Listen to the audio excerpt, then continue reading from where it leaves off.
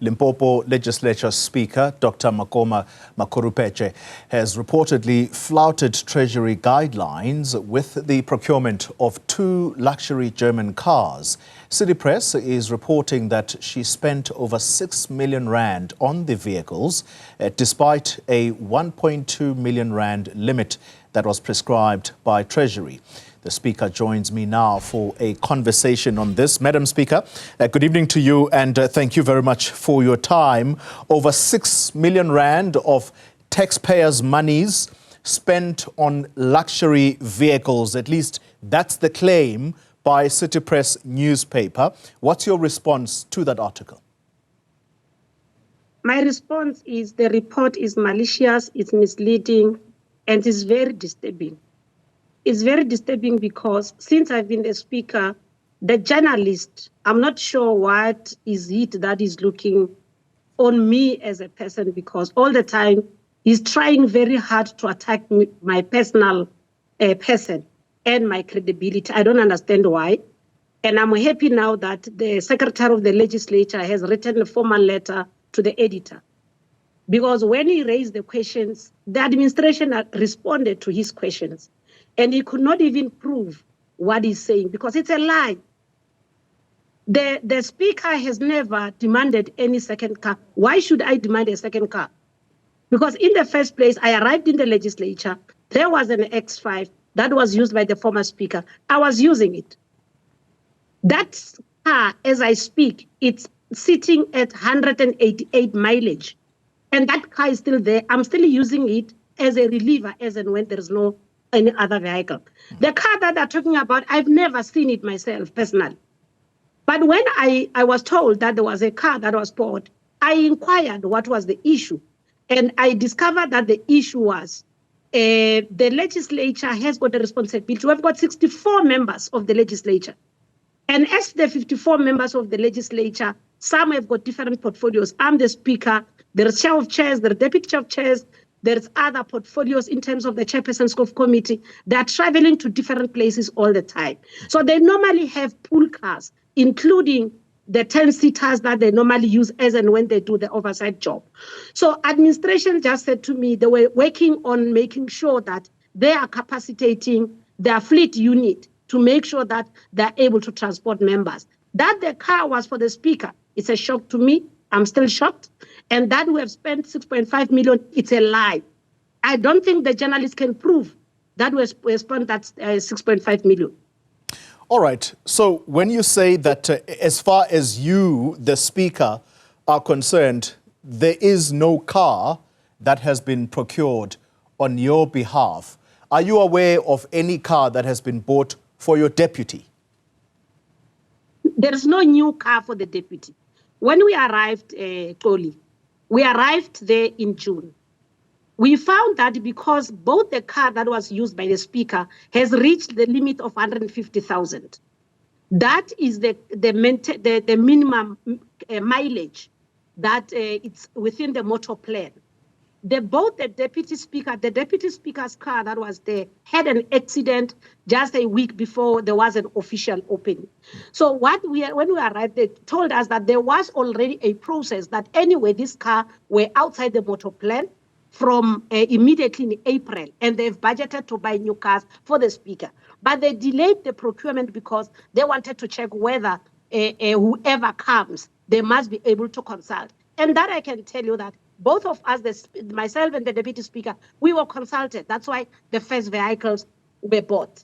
And when the first vehicles were bought, and then unfortunately there was a time when the car, within 3 months, it has been having serious mechanical problems.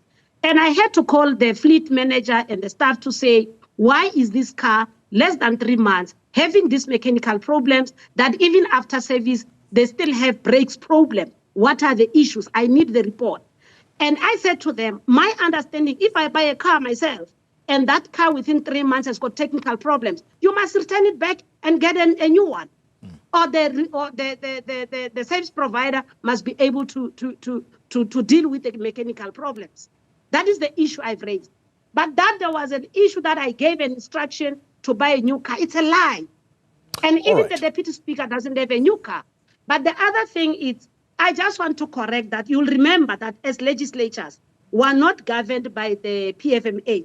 We're governed by the Financial Management of Parliament and Provincial Legislatures Act of 2009. So the communications unit responded to the question that these questions that you are alleging that the speaker has spent 6 million, it's a lie. It's not there. All right, Speaker. So what you are saying, and I'm merely taking now from your responses. At first, you said that there was no car procured for you. But then, in your latter response, you are saying when the first vehicles were bought. So you did receive a new car, but that's the same car that has experienced mechanical problems. Am I correct on that score? Which I'm still using it, yeah. Okay. Today, I went to an official event, I was using it. Okay, all right. So let's follow that theme then. How much was this car purchased for, the one that has mechanical problems? When I get the report, because we are told that the legislature's administration, they buy the cars. The cars that they bought for the speaker, it was 1.4 million. And because she's using the X5, and the Mercedes-Benz cost 1.5 million. So 2 cars at 1.4 million, 1.5 million. The 1.2 million limit that's prescribed by Treasury, that has been exceeded, has it not? That it's an issue that I can't talk much about it because you are raising it. I'll go and investigate whether they went beyond the limit. But sitting where I'm sitting, there was no issue around that because as I'm saying that, we're not governed by the PFMA, we're governed by the Financial Management Parliament and Provincial Legislature Act. It's something that I'll be able to investigate. Are there now, because as I say again, I'm taking from your responses, you say first vehicles bought. Were there any set of second vehicles that were bought? From the administration, when I inquired, when this matters was raised, yes. They told me that there was a car that was bought, but the car that was bought, it was because they had their own challenges in terms of taking other members, as and when members are supposed to be traveling. But then we engaged them in order to say, why do they allege it's a speaker's vehicle? Because that is not a speaker's vehicle.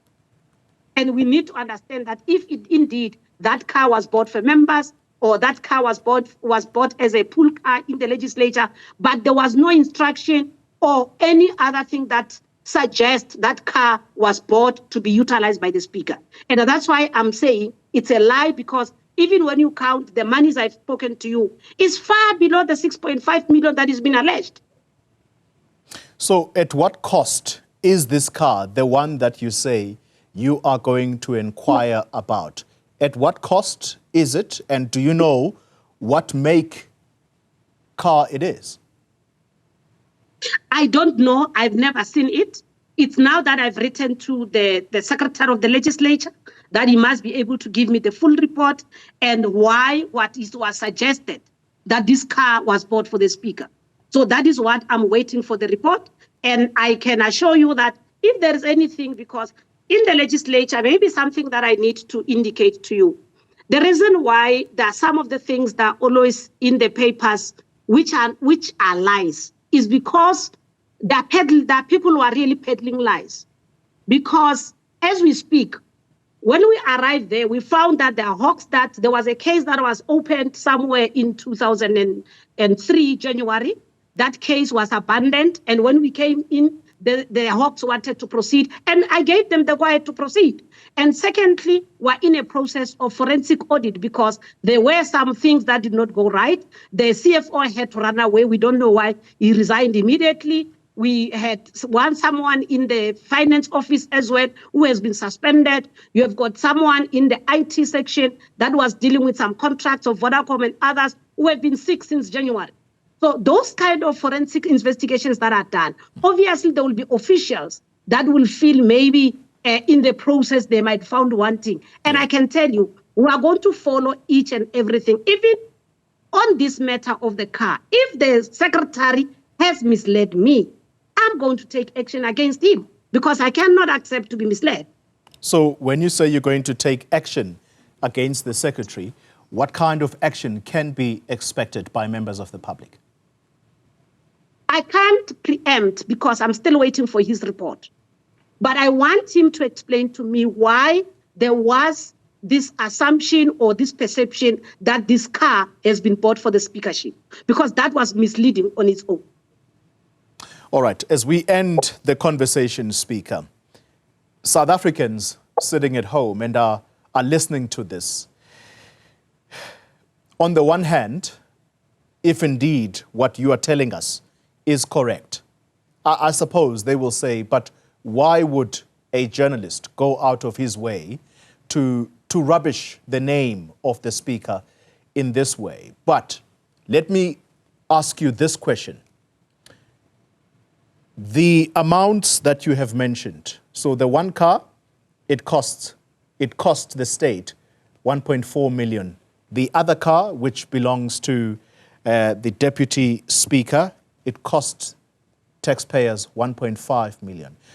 Could you have gone slightly lower in terms of your price range, given the economic times that we live in? People want to see, particularly government employees, living what you tell the public every day, and that is that we want for government to save money so that whatever little is there, it is channeled towards service delivery. Only I tell you that, like, when I arrived, we had little we could do with the deputy speaker because we found the processes underway. And you remember sometimes there is this thin line as and when you are trying to follow up because administration will say, but you are interfering. And if we found the procurement process in the already halfway, sometimes it was very difficult to say why this and not this. And I fully agree with you that I realized that even when we were doing the official opening, we did something that we had to go to Jack Porter's hall. There were chairs that were hired. Then we said, no, we can't.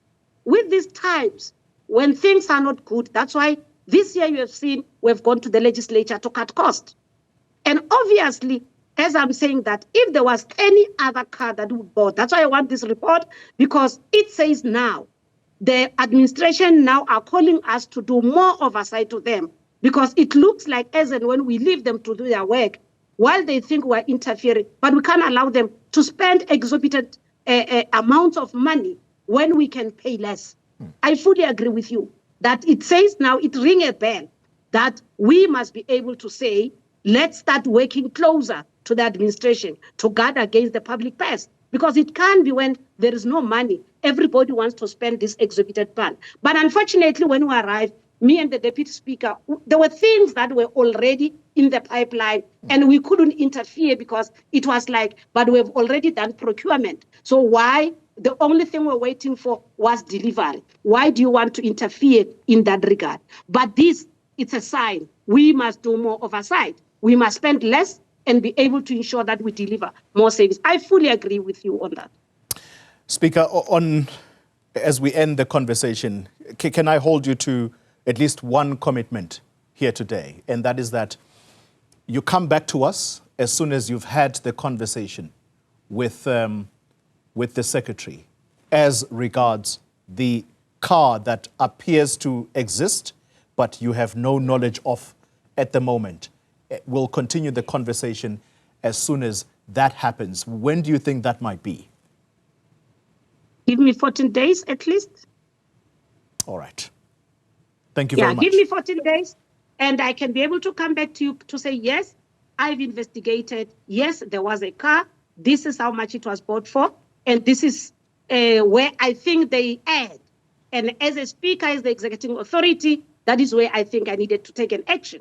So I think I'll be able to come back to the public and account on it, because it's my responsibility. I can't make executive to account to the legislature when I can't account myself. Dr. Makoma Makhurupetje, I want to thank you very much for your time and commitment here tonight, the Speaker of the Limpopo Legislature.